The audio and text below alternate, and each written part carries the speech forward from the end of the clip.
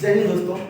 पिछले क्लास में हम लोग देखे थे संविधान सभा के निर्माण किस प्रकार हुआ था। अब देखेंगे इस क्लास में संविधान सभा की कार्यप्रणाली, संविधान सभा किस प्रकार से कार्य करना स्टार्ट किया। ठीक है, तो इसमें सबसे पहले है संविधान सभा की पहली बैठक। संविधान सभा की पहली बैठक 9 दिसंबर 1946 को किया गया था। ठीक है, जिसमें कुल सदस्यों की संख्या 211 थी। संविधान सभा जब बनाया गया था उस समय विचार था कि 3 सदस्यों की संख्या 389 होगी, लेकिन मुस्लिम लीग ने इसका बहिष्कार कर दिया। देशी रियासत ने चुनाव में आम चुनाव में भाग नहीं लिया, तो कुल सदस्यों की संख्या 211 थी। मुस्लिम लीग ने संविधान सभा का बहिष्कार किया, जिसके तहत उन्होंने प्रत्यक्ष कार्यवाही दिवस मनाया और अलग पाकिस्तान की मांग किया। ठीक है, तो इसमें कहेंगे उसी दिन भारत में पहला संविधान सभा का अस्थायी अध्यक्ष का चुनाव हुआ। ठीक है, जिसमें डॉक्टर सच्चिदानंद सिन्हा वरिष्ठतम नेता थे। इन्हें ही संविधान सभा का अस्थायी अध्यक्ष के रूप में चुना गया। ये बिहार से जुड़े नेता थे। इन्होंने छात्र जीवन में जब बिहार बंगाल से अलग हो रहा था तो उसका अपना काफी योगदान दिए हुए थे डॉक्टर सच्चिदानंद सिन्हा। ठीक है, ये अस्थायी अध्यक्ष बनाने का शुरुआत सबसे पहले फ्रांस के द्वारा किया गया था। ठीक है, याद रखेंगे हम लोग फ्रांस से ही लिए हैं एसएसबी, स्वतंत्रता समानता बंधुत्व। ये आगे की क्लास में हम लोग देखेंगे।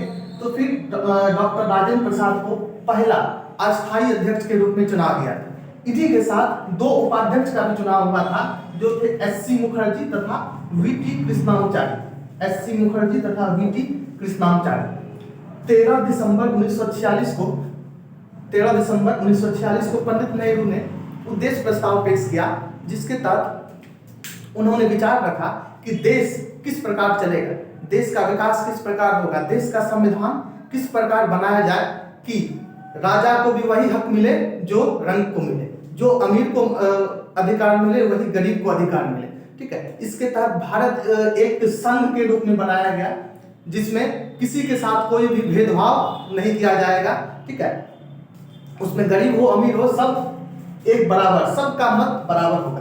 ठीक है, अब 3 जून 1947 को भारत के बंटवारे के लिए माउंटबेटन योजना लाया गया। ठीक है, उस दिन भारत के 2 भागों में एक तरह से ये हो गया कि भारत का दो भाग में 2 खंड होगा, एक भारत हो रहेगा, एक पाकिस्तान के रूप में। ठीक है, पाकिस्तान के रूप में रहेगा। ठीक है, इस 1947 के बाद भारतीय कह सकते हैं हम लोग संविधान सभा स्वतंत्र रूप से कार्य करने लगा। ना ही किसी प्रकार का दबाव, ना ही अंग्रेजी हस्तक्षेप, बिल्कुल फ्री होकर फ्रीली रूप से काम करने लगे। उस समय अध्यक्ष कौन थे? डॉक्टर राजेंद्र प्रसाद। ठीक है, अब संविधान सभा को हम लोग कह सकते हैं कि संविधान सभा संसद बन गई। ठीक है, संविधान सभा जब भी संविधान निर्माण संबंधित कोई कार्य होता था तो उसकी अध्यक्षता डॉक्टर राजेंद्र प्रसाद के द्वारा किया जाता था। फिर जब विधायिकी संबंधित, देश के विकास संबंधित कोई कार्य होता था तो उसकी अध्यक्षता जीवी मालवंकर के द्वारा किया जाता था। कह सकते हैं जीवी मालवंकर भारत में लोकसभा के पहले अध्यक्ष के रूप में चुना गया था। लोकसभा के प्रथम अध्यक्ष कौन है? जीवी मालवंकर, गणेश वासुदेव मालवंकर। ठीक है, अब देखते हैं कि भारत राष्ट्रमंडल की सदस्यता मई 1949 में लिया गया।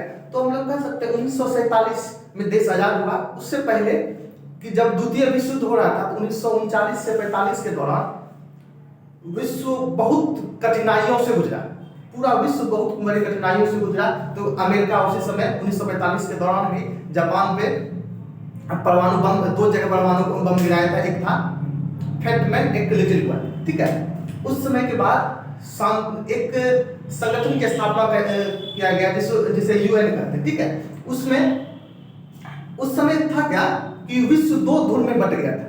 पहला धुर था अमेरिकी का। ठीक है, पहला अमेरिका यूएसए का था, दूसरा धुर था सोवियत संघ। सोवियत संघ भी कई देशों का समूह था, जिसमें कि सोवियत संघ बहुत मजबूत स्थिति में था।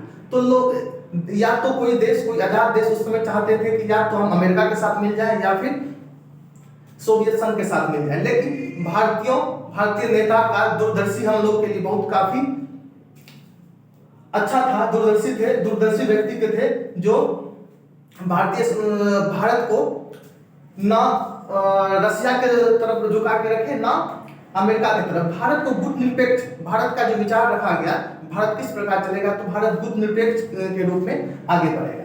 ठीक है। अब जो है भारत राष्ट्र में राष्ट्रीय ध्वज तिरंगा को 22 जुलाई 1947 को मान्यता दिया गया। तो कह सकते हम लोग कहेंगे कि तिरंगा समिति, राष्ट्रीय ध्वज समिति के अध्यक्ष कौन थे? राष्ट्रीय ध्वज समिति के अध्यक्ष डॉक्टर राजेंद्र प्रसाद थे। ध्वज संबंधी अध्यक्ष डॉक्टर राजेंद्र प्रसाद थे। अब राष्ट्रीय गान, भारत में राष्ट्रीय गान जन गण मन कब अपनाया गया? तो 24 जनवरी 1950, 24 जनवरी 1950 को जन गण मन अपनाया गया, तथा उसी दिन राष्ट्रीय गीत वंदे मातरम को अपनाया गया 24 जनवरी 1950 को। उसी दिन भारत के प्रथम राष्ट्रपति के रूप में, भारत के प्रथम राष्ट्रपति के रूप में डॉक्टर राजेंद्र प्रसाद को चुन लिया गया। ठीक है। हम लोग कहेंगे कि संविधान निर्माण में कुल 2 वर्ष 11 महीना 18 दिन का समय लगा। 2 वर्ष 11 महीना 18 दिन का समय लगा। ठीक है। और संविधान सभा लगभग बनकर तैयार, कह सकते हैं पूर्ण रूप से तैयार 26 नवंबर 1949 को ही हो गया था। ठीक है। कुछ धाराएं, ठीक है, कुछ अनुच्छेद उसी समय से 26 नवंबर 1949 से ही लागू हो गई थी, और शेष 26 जनवरी 1950 को लागू हुआ। ठीक है। तो हम लोग कहेंगे संविधान सभा की अंतिम बैठक, संविधान सभा की अंतिम बैठक 24 जनवरी 1950 को हुई थी, और संविधान पूर्णतः लागू 26 जनवरी 1950 को हुआ। उसी दिन से हम लोग गणतंत्र दिवस के रूप में मनाते हैं। ठीक है। आज इतना ही। आप लोग यदि स्क्रीनशॉट लेना चाहते हैं तो ले लें।